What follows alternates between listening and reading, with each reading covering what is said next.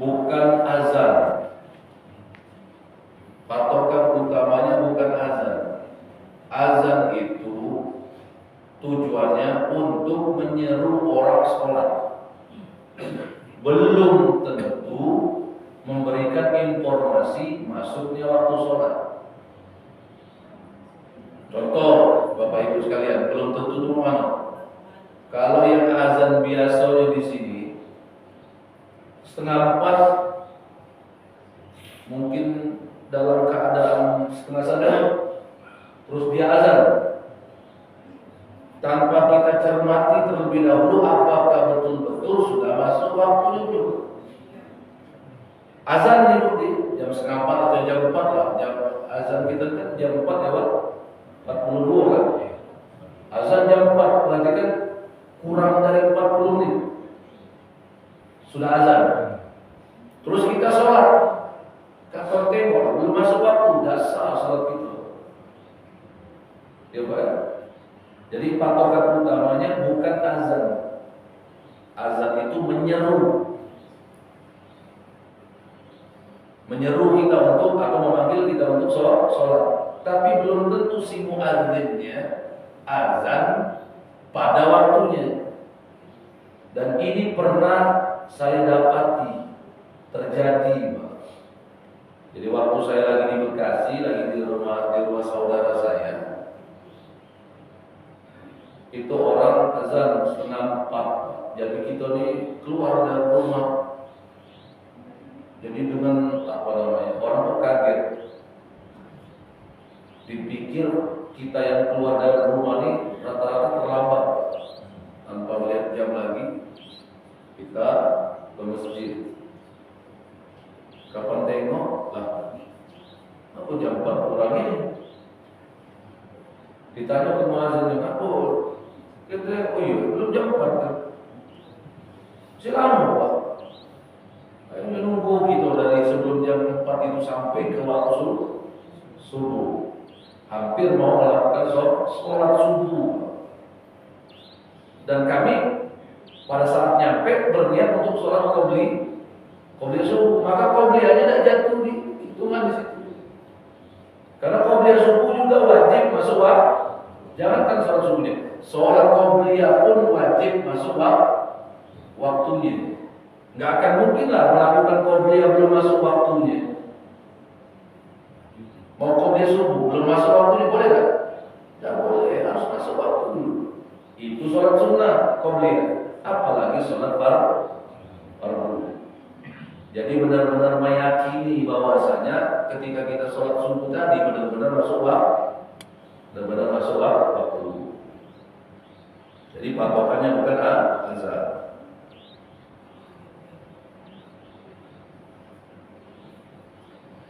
Wa in waqa'at fil waqti li 'adami syar'.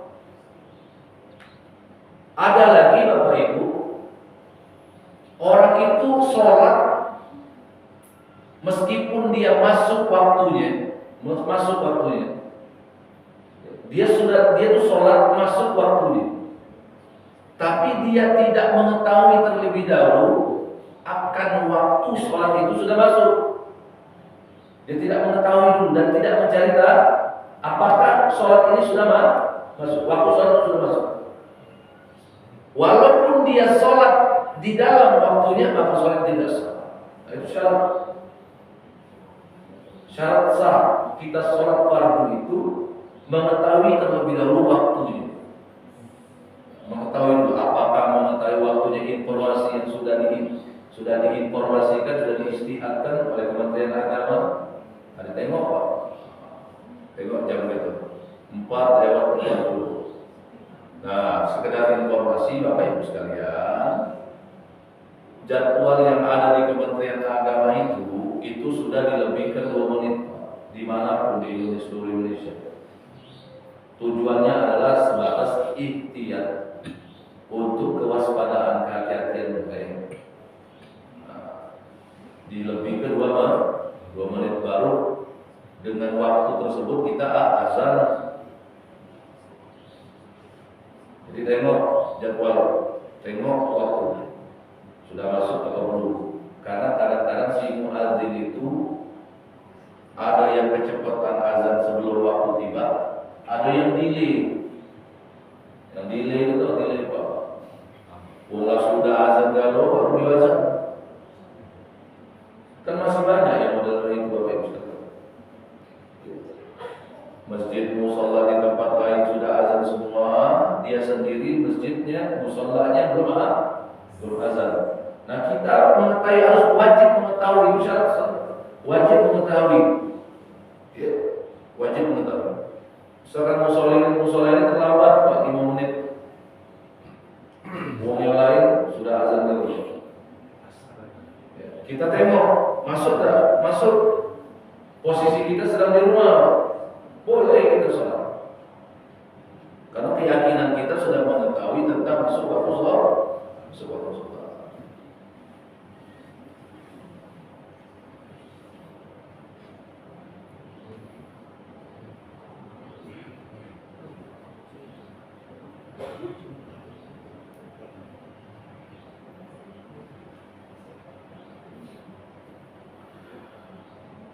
Nah itu yang apa namanya, syarat sah yang kelima.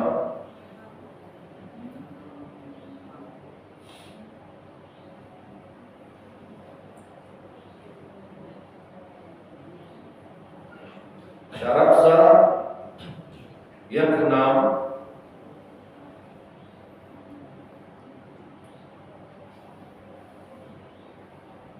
al-ilmu bi fardiyati, mengetahui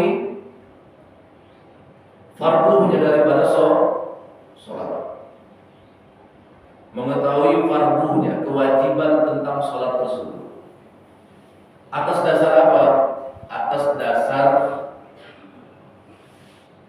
status kita sebagai seorang muslim yang benar-benar umur yang sudah sesuai dengan kewajiban. Apa itu baligh? Orang yang baligh itu syarat sah sholat sudah masuk baligh, dia sudah tahu dan paham.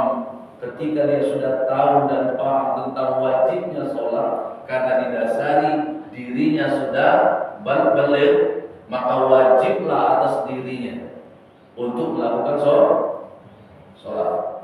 Nah, poin yang keenam ini saya rasa kita yang sudah melaksanakan sholat belasan atau puluhan tahun tak usah lagi memikirkan poin keenam ini, karena kita sudah sadar sholat itu wajib. Nah ini syarat sah sholat. Tapi ada nggak sedewasa ini kita itu menganggap sholat itu tidak wajib? Mungkin masih ada. Mungkin masih ada. Ya. Sedewasa ini masih belum menganggap sholat fardu 5 waktu itu wajib atau fardu. Ya. Masih ada gitu? Masih ada. Jadi meyakini kefarduan sholat 5 waktu itu merupakan syarat daripada sah sholat. Ketika kondisi diri kita itu sudah baligh. Jadi kalau anak kita sudah baligh, maka dia harus kasih pemahaman tentang kefarduan sholat itu, biar dia meyakini akan kefarduan sholat, kewajiban sholat. Yang ketujuh, an la ya'taqida fardhan min furudiha sunnatan. Yang ketujuh, syarat sah sholatnya tidak meyakini hal-hal yang wajib di dalam sholat, yang wajib dia lakukan dianggap sunnah. Tidak boleh meyakini hal-hal yang wajib di dalam sholat, apapun di dalam sholat dianggap sunnah. Contoh takbiratul ihram itu salah satu contoh. Takbiratul ihram itu hukumnya wajib. Orang yang sholat meskipun dia takbir tapi menganggap itu tidak wajib, dia anggap sunnah, maka sholatnya tidak sah. Maka kita harus benar-benar meyakini dari sekarang atau pada saat melakukan sholat, bahwasanya ketika sholat dimulai dari takbiratul ihram itu hukumnya wajib. Sehingga ketika kita melakukan takbir yang pertama, Allahu Akbar, atas dasar kita tahu itu hukumnya wajib. Karena kalau itu diyakini hukumnya sunnah, sebagaimana takbir-takbir setelahnya, maka sholatnya tidak sah. Ini ijma'ul ulama, kesepakatan para ulama bahwasanya takbir itu wajib di dalam sholat karena dia bagian daripada rukun sholat. Di antara lagi apa yang wajib di dalam sholat itu baca al-fatihah, baik imam ataupun makmum baca Fatihah wajib, kecuali di dalam mazhab Imam Abu Hanifah. Dalam mazhab Imam Abu Hanifah, yang wajib bagi si makmum baca Fatihah ketika ada rakaat yang sir atau sholat yang zuhur asar yang dilakukan secara sir. Oke? Mohon maaf. Yang dilakukan secara jahar, kayak maghrib, isya, subuh. Nah, ketika ada rakaat yang sir baru dia baca si makmum tadi. Paham enggak? Wajib dalam mazhab, tidak wajib dalam mazhab Abu Hanifah. Tidak wajib di dalam mazhab Abu Hanifah, tidak wajib. Tapi banyak salah paham karena tidak memahami mazhab Abu Hanifah.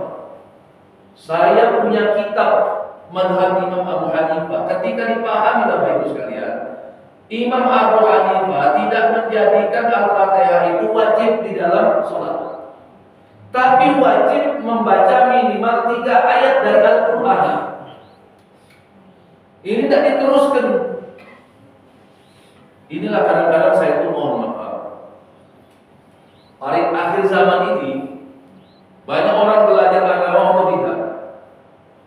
Kami yang belajar belasan tahun bahkan puluhan tahun suka kesel dengan orang yang belajar otodidak.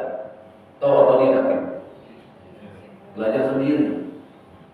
Padahal kaidahnya itu sudah disampaikan oleh para ulama.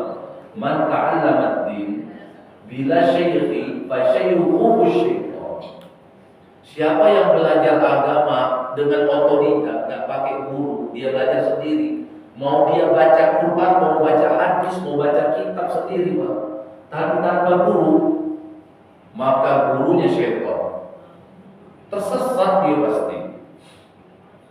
Saya masih ingat guru saya di Saudi itu, Syekh Amir Bahjat.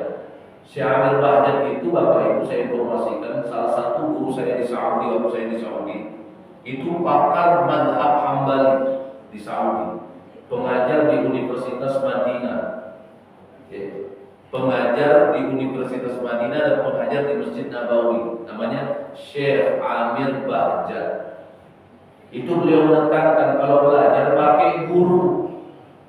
Kalau ada orang yang belajar agama nggak pakai guru, mau baca buku agama berapa tumpuk pun, pasti dijamin tidak akan paham. Dijamin tidak akan paham. Jadi kalau ibu baca-baca buku tentang agama, baca buku fikih, baca sendiri kan, saya jamin pasti tidak paham, pasti sesat dalam memahami. Seketika saya mempelajari literatur mazhab Hanafi, rupanya Imam Abu Hanifah itu punya pendapat tidak wajib baca Fatihah, tapi wajib baca minimal 3 ayat dari Al-Quran. Lah kalau dibaca Fatihah lebih dari 3 ayat. Paham ya? Saya ulang lagi ya, pelan-pelan. Dalam mazhab Abu Hanifah itu tidak wajib dalam sholat baca Fatihah, tapi wajib membaca di 3 ayat minimal dari Al-Quran. Pertanyaannya, kalau baca Fatihah lebih dari 3 ayat? Lebih. Nah itu dipahami maksud pendapat Imam Abu Hanifah dalam mazhab Hanafi itu. Tapi kalau sholatnya sir, ada rakaat yang sir, baik makmum atau imam wajib baca Fatihah dalam mazhab Hanafi. Mau salat. Nah, tiga mazhab Imam Malik, Syafi'i, Hambali dalam sholat wajib baca Fatihah, baik sholatnya berjamaah ataupun sholatnya sendiri, baik itu imam ataupun makmum. Saya ulang lagi, mazhab Imam Malik, Imam Syafi'i, Imam Ahmad bin Hanbal, tiga mazhab ini wajib baca Fatihah dalam sholat. Tak baca Fatihah maka sholatnya tidak sah, ibu. Tiga mazhab ini, baik sholatnya berjamaah ataupun sholatnya munfarid. Apa munfarid, ibu? Sendiri. Nah, ketika kita berjamaah dalam Syafi'i ini, tata caranya nanti berbeda dengan Imam Malik, mazhab Maliki dan mazhab Hambali. Mazhab Imam Malik dan mazhab Syafi'i, tata cara baca Fatihah pada saat sholat berjamaah sama. Maksud sama apa? Imam baca Al-Fatihah, kewajiban kita mendengar bacaan Fatihah si imam. Kewajiban kita. Makmum baca doa iftitah. Setelah wa ana minal muslimin, kita diam. Dengerin bacaan Fatihahnya si imam. Kapan si makmum baca Fatihah? Ketika imam sudah membaca Al-Fatihah. Dengan catatan si imam menjeda ketika si makmum sudah mengucapkan amin. Jeda dulu. Apa fungsi jeda ini? Memberikan kesempatan paling tidak separuh dari Fatihah makmum dibaca, hingga nanti seluruh bacaan Fatihah si makmum pun tuntas, selesai. Nah, itu Pak, di musola ini kalau jadi imam sudah amin, kasih jeda dulu. Minimal sekira-kiranya makmum sudah membaca tiga ayat dari Fatihah. Nah, jadi wajib. Ya. Nah, jadi baca Fatihah itu wajib hukumnya dalam tiga mazhab ini. Kalau sholatnya sir, zuhur dan asar, dari pangkal sampai ke ujung, itu boleh disamakan karena memang bacaannya di sir. Baca Fatihah jangan ditinggalkan. Nah, kalau sholatnya dijahr, dijelaskan, maka makmum menunggu si imam menuntaskan bacaan Al-Fatihah, baru setelah itu makmum boleh baca Fatihah. Ketika si imam baca surah, kita sudah baca Fatihah selesai, imam masih baca surah yang belum tuntas, maka kita pun masih disunahkan baca surah. Kalau seandainya surah yang dibacakan oleh imam kita tidak hafal. Kalau kita mendengar imam baca surah yang dihafal, kita boleh mengikuti setelah kita membaca Fatihah bagi kita sendiri. Jelas, Bapak Ibu sekalian? Nah, berbeda dalam mazhab Imam Ahmad bin Hanbal, mazhab Hambali. Dalam mazhab Hambali, ketika imam baca Fatihah, si makmum wajib baca Fatihah bersamaan. Imam lagi baca Fatihah. Bismillahirrahmanirrahim. Kita makmum baca Fatihah. Bismillahirrahmanirrahim. Alhamdulillahirrahmanirrahim. Bersama itu maksudnya bukan imam Bismillahirrahmanirrahim, kita Bismillahirrahmanirrahim. Waktunya sama. Imam baca Fatihah, makmum baca Fatihah, itu dalam mazhab Hambali. Jadi yang berbeda dari empat mazhab itu cuma mazhab Hanafi. Saya ulang lagi yang pertanyaan baru berapa menit Ibu. Jangan sampai jadi lupa ya. Mazhab Hanafi itu wajib tak baca Fatihah? Hah?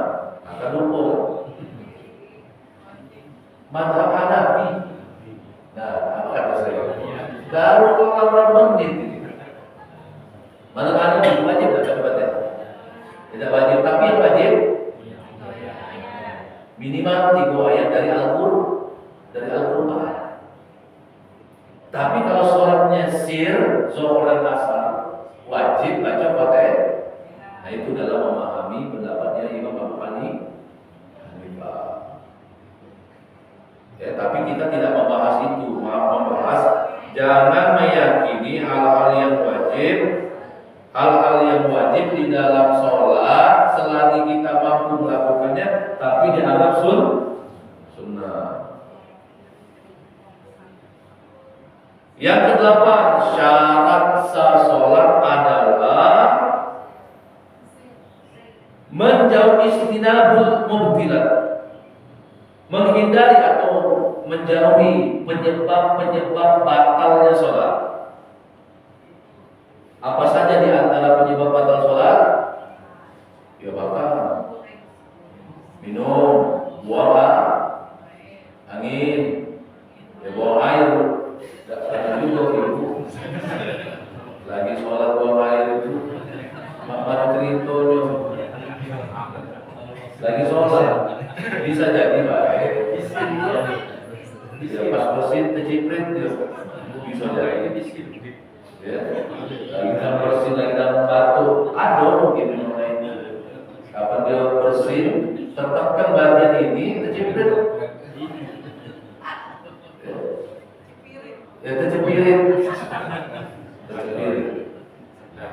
bisa jadi, cuma tidak pernah mengalaminya dulu ya. Tapi ibu itu bisa jadi dialami oleh orang yang kena salisul baul, penyakit beser. Bisa jadi terjadi karena penyakit orang itu kena penyakit beser, namanya salisul baul, penyakit beser. Nah salisul baul, orang yang terkena salisul baul itu penyebabnya penyebab orang kena salisul baul penyakit beser. Satu di antaranya karena usia.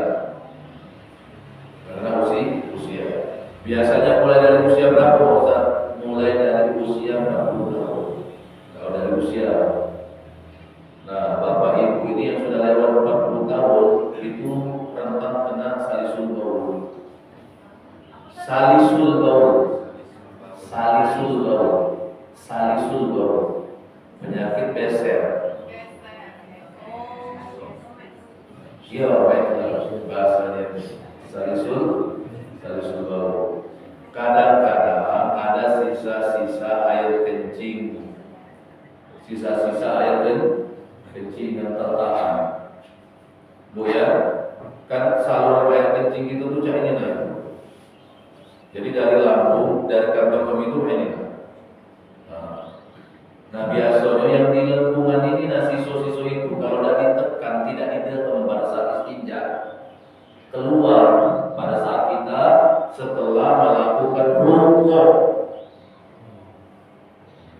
Itu penyebab karena usia. Yang kedua, bisa jadi belum nyampe umur 40 tahun ketemu salisul baul. Apa penyebabnya? Penyebabnya karena misalkan dia sering berhubungan, terlalu sering berhubungan. Yang kedua, dia melakukan hal-hal yang dalam tanda kutip dilakukan sendiri. Paham ya? Paham tak Bu? Yang dilakukan sendiri dalam tanda kutip dilakukan sendiri, paham? Ibu ini ngaku-ngaku bolos-bolos seperti iya, sendiri saya bingung mengerti atau tidak. Melakukan sendiri Pak. Apa?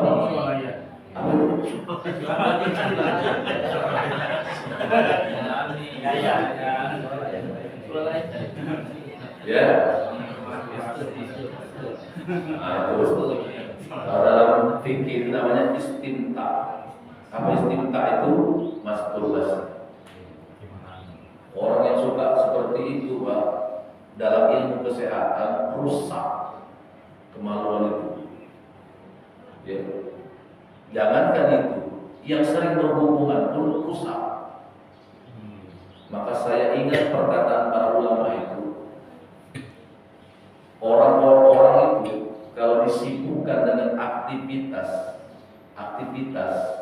yang apa namanya itu mengoptimalkan fisiknya dengan aktivitas, maka dia akalnya itu tidak cenderung kepada arah syahwat, apalagi laki-laki. Makanya alhamdulillah waktu-waktu saya ini, hari-hari saya memang total maksimal menggunakan fisik, energi dan pikiran. Jadi capeknya itu tiap hari itu bukan main. Sudah capek tenaga, pikiran. Nah, bagi bapak-bapak yang masih apa namanya itu produktif, masih kerja, itu insya Allah beruntung Pak ya, karena terhindar pikiran untuk mengarah kepada kebutuhan syahwat itu tadi. Jadi itu penyebab orang yang kena salisun qaul. Bisa jadi dia sudah sampai 40 tahun lah mau salisun qaul. Atau mungkin dia bujang tadi. Kasihan bujang akhir zaman ini Bapak Ibu. Sama gadis akhir zaman itu. Zaman sekarang ini bujang akhir zaman ini. Mau nikah terus lumayan sulit. Harga emas naik.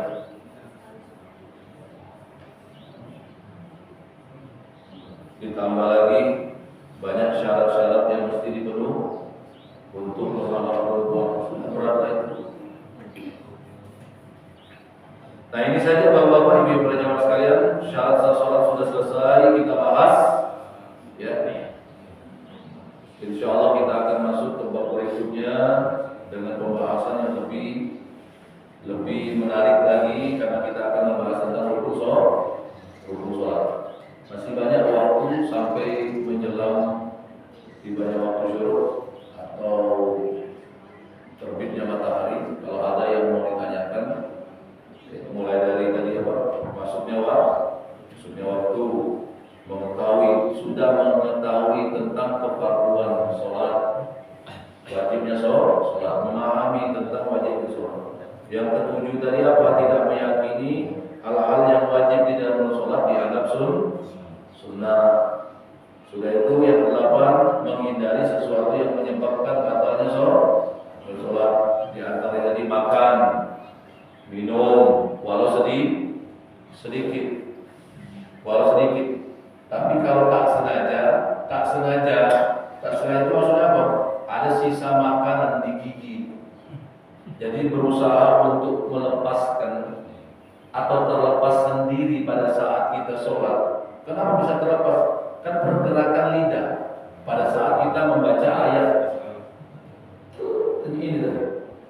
Copot. Pada saat kita mau keluarkan ketelan, ini tidak sengaja, tidak batal sholat.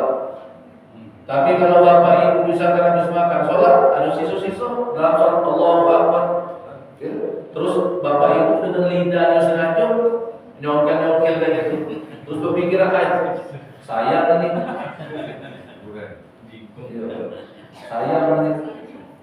telannya batal sholat, batal.